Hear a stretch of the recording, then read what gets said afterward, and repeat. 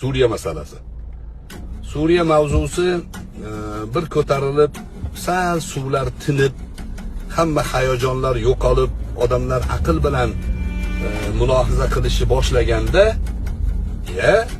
Abror Muxtor Ali to'g'ri aytgan ekan-ku, qayoqqa kelib qoldik deyishga o'tishdi do'stlar. Suriyada o'zbeklar siyosatida muammo boshlandi. Suriyani aholisi urush sababli qochib ketgan Suriyadan. Endi tinchlik bo'lgandan keyin ular qaytib kelyapti. Endi bu o'zbeklar, o'zbek muhojirlar, o'zbek jangarilar deyapti arablarning o'zi ham. Suriyaga borib turib, birovlarning uyiga kirib olganlari hodisalari bor. O'sha joyda yashab turuvdi, Suriyaliklar qaytib kelib o'zini uyini so'rayapti. "Bermang meni uyimni."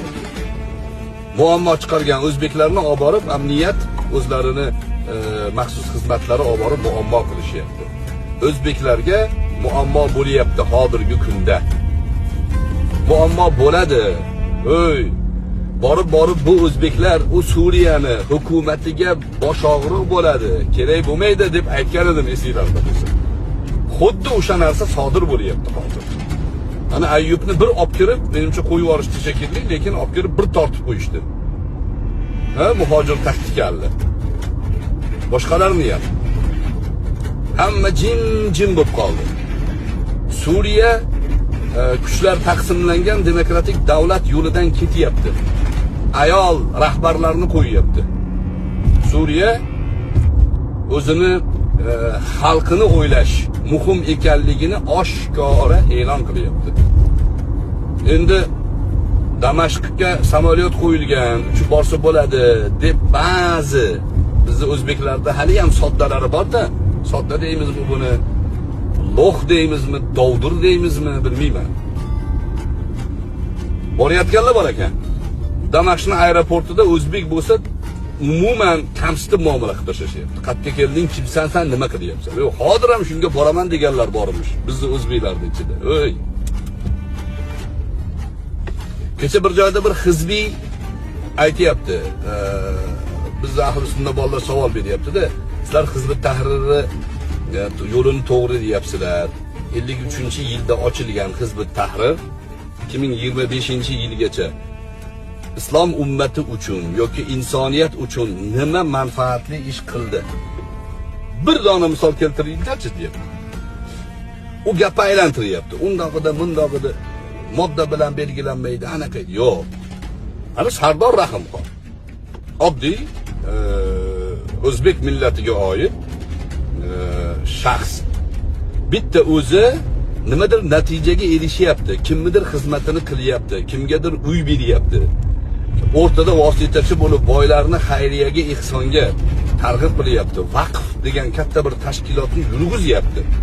Bitta mana shu ahli sunnani eng bir sodda musulmon vakili Sardor Rahimxon. Sizlar nima qilyapsizlar? Desa aytayaptiki, biz deyapti, butun ummatni siyosiy fikrini ochyapmiz deyapti. Hizb Tahrir butun boshli ummatni siyosiy fikrini ochayotganimiz. Vay. Keyin bittasi savol berdi, menga qara dedi. Yaqinda bitta misolni keltiraylik, yaqinda.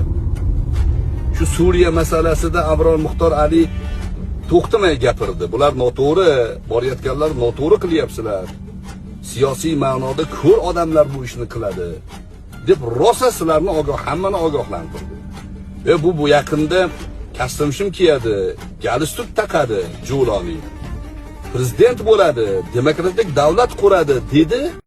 Mahmud Atlasishton nima qildi o'sha paytlari? Abu Saloh bilan opa-chapa bo'lib olib, birodarim, sizlar bilan birgamiz, Nusrat yaqin, xalifa o'rnatamiz qilib, rosa aljiradimi? Aljiradi. Endi hozir nima bo'ldi? Hozir vaziyatni ko'rib Mahmud Abu Saloh bilan urushib qolgan. Arazlashib qolishgan. Qo'pol qilib gapirmayman, Abu Salohning biroz hurmati bor. Mahmudning hurmati yo'q. Abu Saloh Mahmudni taloq qilib qo'ydi, to'g'riroq. Bir-birini takfir beryapti hozir. Siyosiy ko'r kim ekan? Hozir Mahmud bundan bir yil oldin Abror Muxtor Ali aytgan gaplarni gapirib Abu Salohni ayblab yotibdi. siyosiy ko'r kim ekan? Hizbiylar siyosiy ko'rlikda eng ko'r odamlar. Diniy saviyasi 0, siyosiy saviyasi ko'r, o'zi g'irt nonko'r odamlar hizbiylar. Tavba qilmaganlarni aytyapman.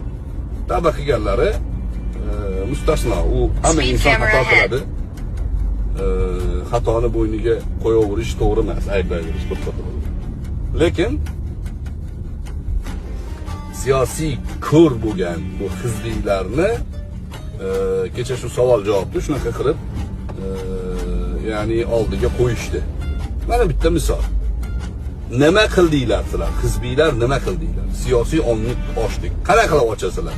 Suriya masalasida ko'r ekaninglarni isbotlaydinglar. Baribir Abrom Muxtor Ali aytgan gap to'g'ri bo'lib chiqdi-yu. Sizlar Abrom Muxtor Alini noto'g'ri deyotganlaring, Abu Salohlar to'g'ri deyotgandilaring. Abu Salohlar noto'g'ri chiqqandan keyin endi turib uzr ham so'ramayapsizlar. Nimaga? Chunki bu Hizb ut-Tahrir jamoasi shunaqangi nomardlar jamoasi. Xo'p, bu mavzuning ham qisqaroq tahlilini aytib qo'ydik. Suriyada yana qaytib aytaman, havas qilib, orzu qilib bormoqchi bo'layotganlar, ko'zingizni oching. Aqlingizni yig'ishtirib oling. Nimaga qo'l urayotganligingizni tahlil qiling, maslahat qiling.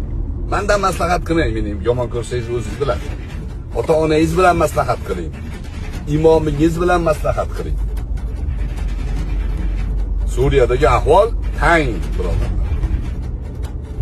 Endi men bilmayman, Ahmad Shar'aga agar shu kunda, shu ketishda bo'lsa, suiqasd ham uyushtirishadi. Mana shu ketish bo'lsa. Bu joyda parokandalikni to'xtatishmaydi. O juda katta foyda ko'rishyapti, anu la'natlangan qavm. Red light camera ahead. La'natlangan qavm uchun u juda ham foydali hozir o'sha joyda mana Ahmad Shar'lar bo'lib turishi, muammo bo'lib turishi. O'zbeklarga muammo bo'lyapti Suriyada. Berilayotgan pullar to'xtatib qo'yilgan deydi.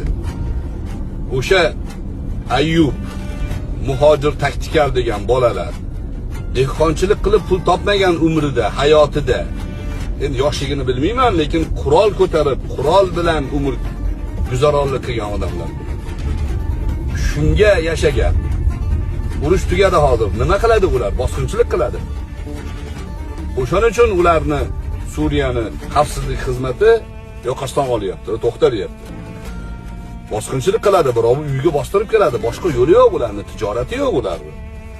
Ularga o'sha maxsus xizmatlar berib turgan pulli evaziga yashaganlar. Suriyaga odam chaqirishib yana pul ishlashmoqchi, odam sotishmoqchi bo'lishyapti. Aldanmang, o'zingizni sotilishga qo'yib bermang.